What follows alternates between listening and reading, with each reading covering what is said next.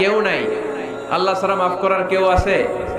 চোখের পানি ছেড়ে হাত দুইটা তুলে আল্লাহরে বলেন, আল্লাহ আমি ছাড়া এই দুনিয়ায় তোমার বান্দার অভাব নাই। আল্লাহ আমি ছাড়া এই দুনিয়াতে তোমার গোলামের অভাব নাই, কিন্তু তুমি ছাড়া আমার আর কোনো রব না। তুমি ছাড়া আমার কথা শোনার, আমার ডাকে সাড়া দেওয়ার দ্বিতীয় আমার কেউ না। তুমি মাফ করতে পারো, তুমি ক্ষমা করতে পারো। সব গুনাহ আজকে স্বীকার গেলাম, আমি সবচেয়ে বড় গুনাহগার।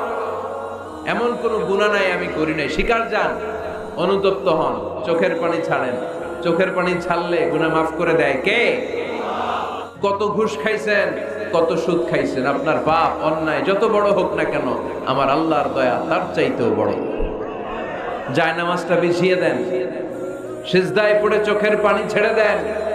চোখের পানির চাইতে বড় শক্তিশালী কোনো বিষয় পৃথিবীতে নাই। জোরে বলেন ঠিক কিনা?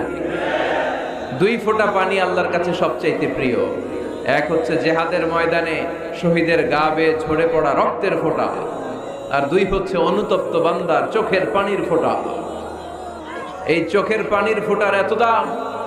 অনুতপ্ত বান্দা যখন অনুতপ্ত হয়ে কাঁদে, তার চোখের পানি চোখ বেয়ে নাকের ডগা বেয়ে জমিনে পড়ার আগেই ওই বান্দার সব গুনাহ আল্লাহ মাফ করে দেয়। এজন্য আল্লাহর নবী বলতেন, কুল্লুকুম খাত্তাউন ওয়া খায়রুল খাত্তাইন আত-তাওয়াবুন।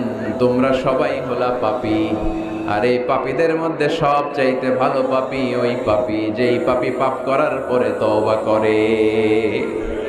আমরা পাপ করি নাই, অন্যায় করি নাই, কোনো গুনাহ করি নাই, এরকম কে কে আছে? হাত তুলি তো। পাপ হয় নাই কার কার দেখি? এরকম কোন আল্লাহর ওলি আছে এখানে? আছে? আছে। আমরা কি শুধু পাপী না পাপীর ঘরের পাপী? হ্যাঁ, পাপীর ঘরের পাপী। আমি পাপী, আমার বাবা পাপী, আমার দাদা পাপী, আমার 14 গোষ্ঠী পাপী। আমরা পাপীর ঘরের পাপী। চিল্লায় বলেন ঠিক কিনা?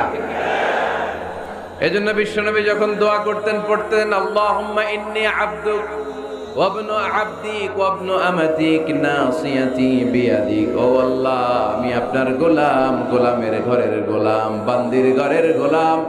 আমার মাথার চুলের ঝুঁটি আপনার হাতের মুঠোয়। আপনি ডানে টান দিলে আমি ডানে যাই, আবার বাম দিকে টান দিলে আমি বায়ে যাই। ঠিক কি না?